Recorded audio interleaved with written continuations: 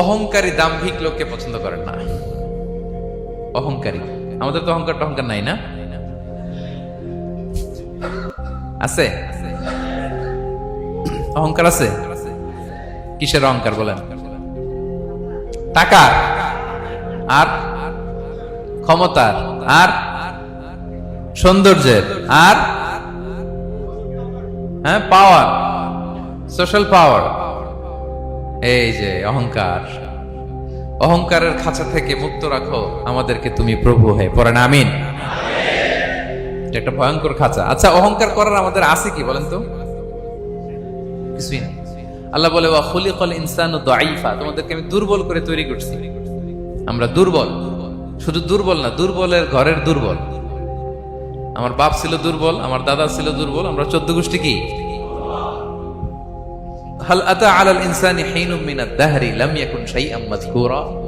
আল্লাহ বলেন একটা সময় ছিল উল্লেখ করার মতো তোমার কিছুই ছিল না। আজকে তো এত লম্বা চওড়া মানুষ, আমরা কিছুই ছিলাম না। আল্লাহ বলেন হাল আতা আলাল ইনসানি হিনুম মিনাদ দাহরি লাম ইয়াকুন শাইআম মাযকুরা। তুমি কিছু ছিলা, একটা সময় কিছুই ছিল না, উল্লেখ করার মতো তুমি কিছুই ছিল না। অস্তিত্বহীনের জগৎ থেকে তোমাকে আমি অস্তিত্ব আনলাম। তোমার বাবার পৃষ্ঠদেশ থেকে তোমার মায়ের গর্ভাশয়ে আমি তোমাকে ফেললাম। সেখানে আমি আল্লাহ তোমাকে একটু একটু করে তিলে তিলে বড় করলাম। 9 মাস 10 মাস পরে মায়ের পেট থেকে দুনিয়াতে তুমি আসলে। দেখেন তো দুনিয়ায় আসার পর আমাদের অবস্থাটা কি? কাপড় নাই, চোপন নাই, এভাবে চলে আসছি। আসার পরে কেউ যদি মুখে খাবার তুলে দেয় তাইলে খাইতে পারি, হ্যাঁ? তাও লিকুইড খাবার, এদিক দিয়ে দিলে এদিক দিয়ে পড়ে যায়, খালি মুছতে হয়।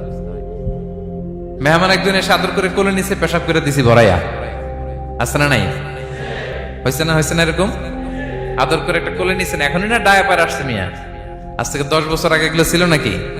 প্যাম্পাস ডায়াপার ছিল, এই কাঁথা টাতা নিয়ে কোলে নেওয়া লাগতো, তারপরে দিছে ওদিক দিয়ে জামা টামা ভিজে শেষ। ইভেন রাসূল সাল্লাল্লাহু আলাইহি ওয়াসাল্লামের কোলে এরকম বাচ্চারা পেশাব করে দিছে, এরকম হাদিস আছে। আদর করে মায়েরা বাবারা আসলেই তো তার বাচ্চাকে রাসূল সাল্লাল্লাহু আলাইহি ওয়াসাল্লাম কোলে দিতেন, পেশাব করে দিতেন।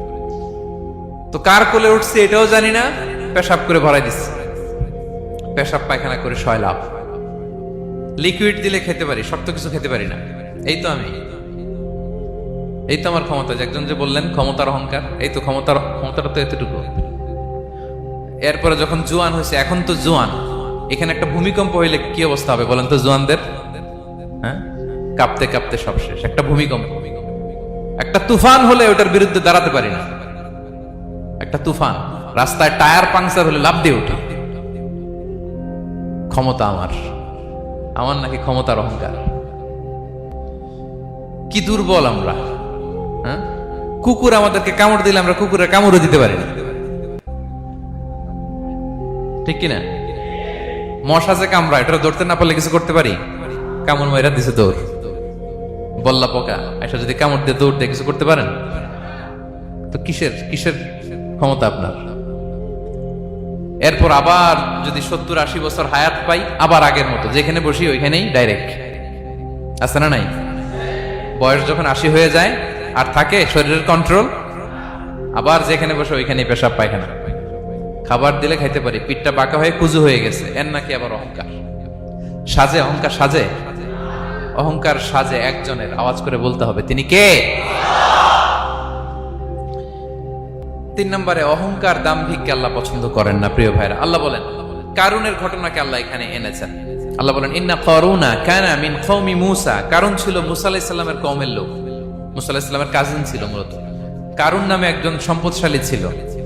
মিশরের রাজধানী কায়রো থেকে 100 কিলো দূরে ফাইয়ুম নামে একটা জেলা আছে, ওখানে তার বাড়ি ঘর। আমি দেখে এসেছি, কয়েকবার গিয়েছি। তো ফাবাগা আলাইহিম, সে মানুষের উপর চড়াও হলো। ওয়া আতাইনাহু মিনাল কুনুজি মা ইন্না মাফাতিহাহু লাতানূ বিল উসবাতি উলিল কুওয়া।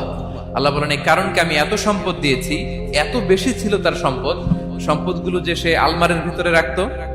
ওই আলমারির যে চাবি হইতো, এই চাবিগুলোরে ওজন করার জন্য, কাঁধে নেওয়ার জন্য 10 জন পেশি শক্তি পুরুষ লাগতো। আলমারি রাখার জন্য না, কি রাখার জন্য?